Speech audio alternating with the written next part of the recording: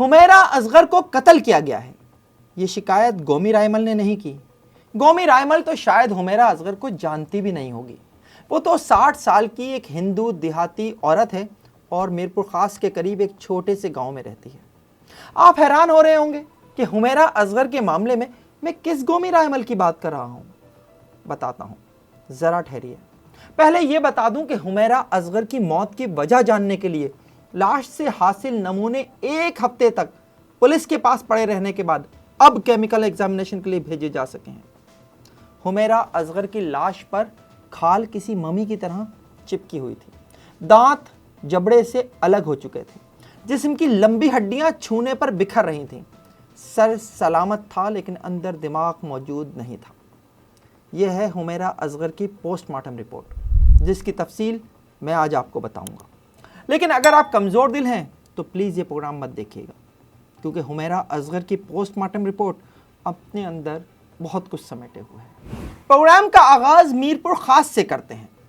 حمیرہ اصغر کی لاش ملنے کے بعد میرپور خاص کے ایک ڈاکٹر پر حمیرہ اصغر کے قتل کا الزام لگا، اور الزام لگانے والی خاتون نے اپنا نام ڈاکٹر سیدہ کائنات بتایا۔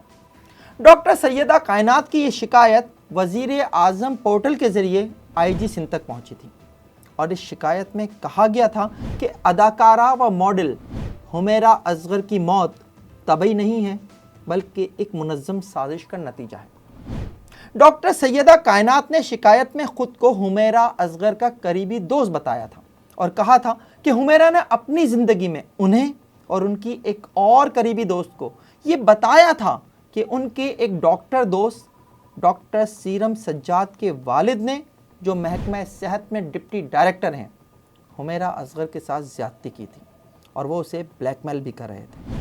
شکایت میں مزید کہا گیا تھا کہ حمیرہ پر بااثر افراد کے ساتھ غیر شرعی تعلقات قائم کرنے کے لیے دباؤ ڈالا جا رہا تھا۔ اسے میرپور خاص میں ہی ایک فارم ہاؤس پر لے جا کر زبردستی شراب پلائی گئی اور آئس کا نشہ بھی کرایا گیا۔ اسے مختلف نشوں کا عادی بنایا گیا اور یہ سب حمیرہ اصغر کی ذہنی، جسمانی اور جذباتی تباہی کا سبب بنا۔ اس لیے اس کی موت کو قتل کے زاویے سے دیکھنا چاہیے۔ شکایت میں یہ بھی الزام لگایا گیا تھا کہ حمیرہ اصغر کا 3 ماہ پہلے ڈاکٹر سے جھگڑا ہوا، جس میں ڈاکٹر نے اس کا موبائل فون توڑ دیا تھا۔ لیکن پھر یہ سب ثابت نہ ہو سکا بلکہ جھوٹ کا پلندہ نکلا۔ سب سے پہلے تو یہ بات سامنے آئی کہ وزیر اعظم پورٹل پر جو شکایت درج کرانے کے لیے نمبر استعمال کیا گیا تھا وہ کسی ڈاکٹر سیدہ کائنات کے نام پر نہیں تھا بلکہ گومی رائمل کے نام پر تھا۔ میرپور خاص کے قریب ایک چھوٹے سے گاؤں کی 60 سال کی ہندو دیہاتی عورت جو حمیرہ اصغر کو جانتی تک نہیں تھی۔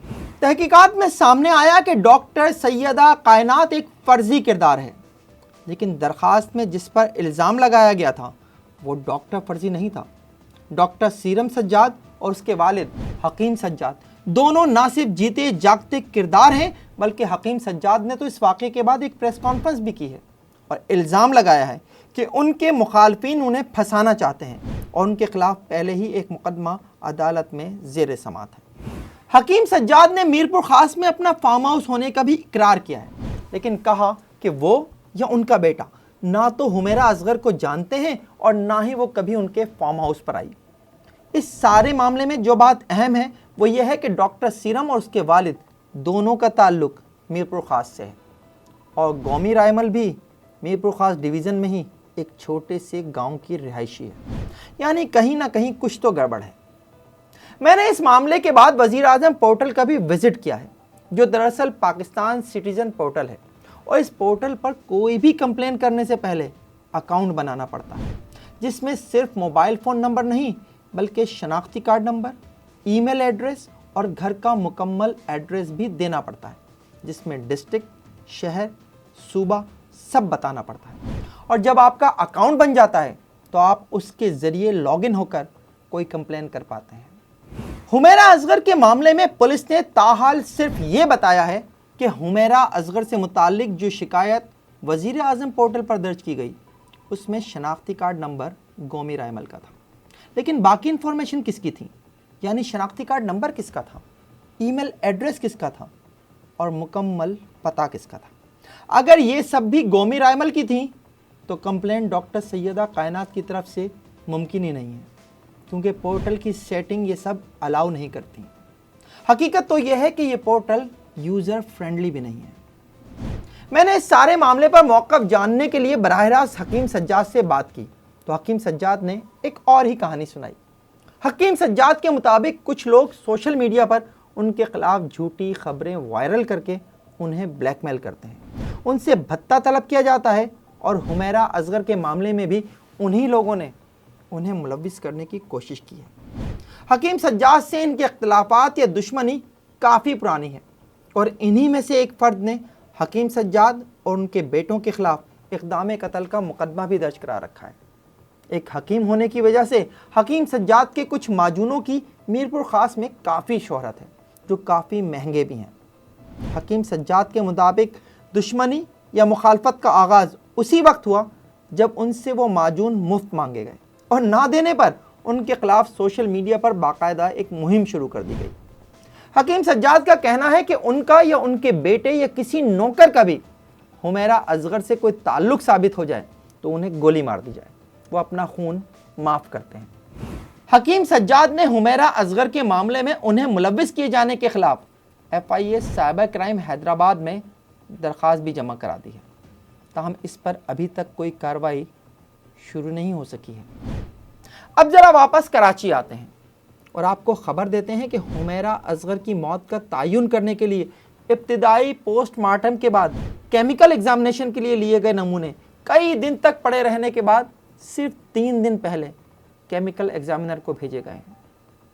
پولیس ذرائع کے مطابق میڈیکو لیگل آفیسر نے حمیرہ اصغر کے ابتدائی پوسٹ مارٹم کے بعد کیمیکل ایگزامینیشن کے لیے جسم کے مختلف حصوں سے نمونے لے کر انہیں برنیوں میں ڈال کر پولیس کے حوالے کر دیا تھا، تاکہ پولیس انہیں کیمیکل ایگزامینیشن کے لیے جمع کرا دے۔ پولیس نے یہ نمونے جمع کرانے کی کوشش بھی کی، لیکن کیمیکل ایگزامینر نے انہیں لینے سے انکار کر دیا۔ پولیس ذرائع کے مطابق کیمیکل ایگزامینر کی جانب سے کہا گیا کہ نمونے حمیرہ اصغر کی ابتدائی پوسٹ مارٹم رپورٹ کے ہمراہ جمع کرائے جائیں، اور پولیس کو یہ رپورٹ لینے میں ہی کئی دن لگ گئے۔ تاہم اب پوسٹ مارٹم رپورٹ کے ہمراہ یہ برنیاں کیمیکل ایگزامینیشن کے لیے جمع کرا دی گئی ہیں، اور اس کی رپورٹ آنے میں کم از کم ابھی 1 ہفتہ اور لگ سکتا ہے، لیکن مجھے یقین ہے کہ یہ رپورٹ بہت سے رازوں پر سے پردہ اٹھا دے گی۔ حمیرہ اصغر کی ابتدائی پوسٹ مارٹم رپورٹ میرے پاس موجود ہے، اور اس میں بھی کئی باتیں ایسی ہیں جو یقیناً اس کیس سے متعلق بہت اہم ہیں۔ پوسٹ مارٹم رپورٹ کے مطابق حمیرہ اصغر کی باڈی 8 جولائی کی شام 6:25 پر اسپتال پہنچائی گئی تھی۔ Lady MLO doctor Bakhtawar Khan اور پولیس سرجن ڈاکٹر سمیہ نے 8:15 پر لاش کا پوسٹ مارٹم شروع کیا، جو رات 10 بجے تک یعنی پونے 2 گھنٹے جاری رہا۔ کسی بھی لاش کا پوسٹ مارٹم 3 باتیں جاننے کے لیے کیا جاتا ہے: A ڈیٹ آف ڈیتھ یعنی موت کس روز واقع ہوئی، B کاز آف ڈیتھ یعنی موت کی وجہ کیا تھی، اور C reason for post mortem examination یعنی پوسٹ مارٹم کی ضرورت کیوں پڑی۔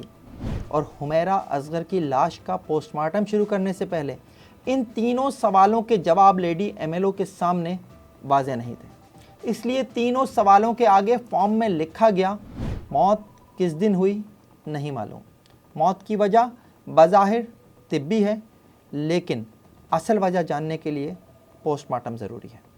اسی پوسٹ مارٹم رپورٹ میں حمیرہ اصغر کی لاش کی ظاہری حالت کا جائزہ لے کر جو تحریر کیا گیا ہے، اس سے پتہ چلتا ہے کہ لاش کی حالت بہت زیادہ خراب تھی، اور لاش کو دیکھ کر اس کی عمر اور کاسٹ کا اندازہ لگانا بھی مشکل تھا۔ حمیرہ اصغر کے جسم پر بلیک ٹراؤزر اور میرون شرٹ تھی، اور پوسٹ مارٹم رپورٹ کے مطابق باڈی ڈیکمپوز یعنی گھلنے کی وجہ سے کپڑوں میں تھوڑی نمی بھی آ گئی تھی، اور جسم کافی دبلا لگ رہا تھا، یہاں تک کہ جسمانی نقوش تک قابل شناخت نہیں رہے تھے۔ پوسٹ مارٹم سے پہلے کسی بھی لاش کی زبان کو بھی دیکھا جاتا ہے، اور اس سے بھی موت کی وجہ جاننے میں مدد ملتی ہے، لیکن حمیرہ اصغر کی پوسٹ مارٹم رپورٹ میں لکھا ہوا ہے کہ لاش کے ابتدائی معائنے میں یہ بات بھی معلوم نہیں ہو سکی ہے کہ زبان منہ میں کہاں تھی، جبکہ لاش کے ناخن بھی ہڈیوں سے الگ ہو چکے تھے۔ مجھے یہ سب بتانا آسان نہیں لگ رہا ہے، لیکن یہ واقعہ اتنی ہائپ پکڑ چکا ہے کہ اب معمولی سے معمولی بات بھی نظر انداز نہیں کی جا سکتی۔ اس سے آگے پوسٹ مارٹم رپورٹ میں جو لکھا ہے نا، وہ بتانا بھی آسان نہیں ہے۔ ایم ایل او کو پوسٹ مارٹم رپورٹ میں یہ بتانا پڑتا ہے کہ لاش میں کیڑے تو نہیں پڑ گئے تھے، اور حمیرہ اصغر کی پوسٹ مارٹم رپورٹ میں لکھا ہوا ہے کہ ان کے جسم پر براؤن رنگ کے کچھ کیڑے پائے گئے، خاص طور پر بالوں میں۔ پوسٹ مارٹم رپورٹ میں 19 نمبر پر سوال ہے کہ باڈی کی ڈی کمپوزیشن کس مرحلے پہ تھی، اور وہاں لکھا گیا ہے کہ باڈی ڈی کمپوزیشن کے ایڈوانس سٹیج پر تھی۔ Lady M L O doctor Bakhtawar Khan نے پوسٹ مارٹم رپورٹ میں آگے چل کر لکھا ہے کہ حمیرہ اصغر کی باڈی کو پلاسٹک میں لپیٹ کر لایا گیا تھا۔ جسم کے مختلف حصوں سے گوشت پٹھوں سے الگ ہو چکا تھا، کھال کسی ممی کی طرح باڈی پر چپکی ہوئی تھی اور جگہ جگہ سے سیاہ پڑی ہوئی تھی، دانت جبڑے سے الگ ہو چکے تھے، جسم کی لمبی ہڈیوں کی یہ حالت تھی کہ چھونے پر بکھر رہی تھیں اور جوڑ زیادہ حرکت کر رہے تھے۔ تاہم جسم کی تمام ہڈیاں سلامت تھیں، سر بھی سلامت تھا، لیکن اندر دماغ موجود نہیں تھا۔ جسم کے اندرونی اعضاء کے بارے میں پوسٹ مارٹم رپورٹ میں لکھا ہوا ہے کہ پھیپھڑوں اور دل کے مقام پر ایک ناقابل شناخت سیاہ مادہ تھا بس، جبکہ لیور، کڈنی وغیرہ کے مقام پر بھی ایک ایسا ہی ناقابل شناخت سیاہ مادہ تھا جو پاؤڈر کی صورت اختیار کر چکا تھا۔ Lady M L O doctor Bakhtawar Khan نے پوسٹ مارٹم رپورٹ میں لکھا ہے کہ موت اور پوسٹ مارٹم کے درمیان 8 سے 10 ماہ کا وقفہ ہے، اور حتمی طور پر یہ نہیں کہا جا سکتا کہ حمیرہ اصغر کی موت کب واقع ہوئی۔ حمیرہ اصغر کی موت کی وجہ جاننے کے لیے کیمیکل ایگزامینیشن کے لیے لاش سے جو اجزاء لیے گئے ہیں، ان میں معدے کے مقام سے ملنے والا سیاہ مادہ اور سر کے بال شامل ہیں، جبکہ حمیرہ اصغر کے کپڑے بھی کیمیکل ایگزامینیشن کے لیے بھیجے گئے ہیں۔ حمیرہ اصغر کے ڈی این اے کے لیے اس کے کندھے کی ہڈی سے سیمپل لیا گیا ہے، جبکہ اسے میچ کرنے کے لیے اس کے بھائی ڈاکٹر نوید کا بلڈ سیمپل لیے جانے اور اسے ٹیسٹ کے لیے بھیجے جانے کا بھی پوسٹ مارٹم میں واضح ذکر موجود ہے۔ اور یہ وہی بھائی ہے جو حمیرہ اصغر کی لاش وصول کرنے کراچی پہنچا تھا۔ میں نے اس پروگرام سے پہلے ڈاکٹر نوید سے بات کرنا چاہی، لیکن ڈاکٹر نوید نے نہایت مختصر بات کی۔ قانونی کارروائی کے حوالے سے ڈاکٹر نوید کا کہنا تھا کہ انہیں جو حکومت اور پولیس کی جانب سے کہا جائے گا وہ وہی کریں گے۔ پولیس کی طرح انہیں بھی کیمیکل ایگزامینیشن کی رپورٹ کا انتظار ہے۔ میں ان سے ان کی بھابھی کی جانب سے ان پر لگائے گئے الزامات کے اوپر بات کرنا چاہتا تھا، لیکن ڈاکٹر نوید نے یہ کہہ کر فون بند کر دیا کہ وہ اس پر بات نہیں کرنا چاہتے۔ اب آخری بات، یہ کیس بہت سے لوگوں کے لیے شہرت حاصل کرنے کا ذریعہ بھی بن گیا ہے۔ کراچی کی عدالت میں ایک درخواست میں کہا گیا ہے کہ حمیرہ اصغر کی موت ایک قتل ہے اور اس کی باقاعدہ FIR درج کی جائے۔ یہ درخواست ایک مقامی وکیل کی جانب سے دائر کی گئی ہے، جن کا حمیرہ اصغر سے دور دور تک کوئی تعلق نہیں ہے۔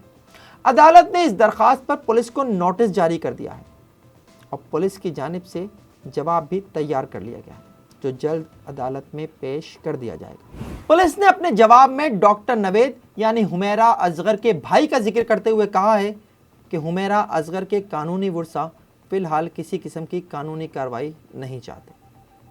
یہاں یہ بھی بتا دوں کہ حمیرہ اصغر کے فلیٹ سے 3 نہیں 2 موبائل فون ملے ہیں اور ایک لیپ ٹاپ سمیت انہیں فورنزک کے لیے کاؤنٹر ٹیررزم ڈپارٹمنٹ کو بھیج دیا گیا ہے، اور اس کی رپورٹ آنا ابھی باقی ہے۔ یہ پروگرام آپ کو کیسا لگا کامنٹ سیکشن میں کامنٹ کر کے ضرور بتائیے گا۔ دیکھتے رہیے FIR، جب تک جرم باقی ہے۔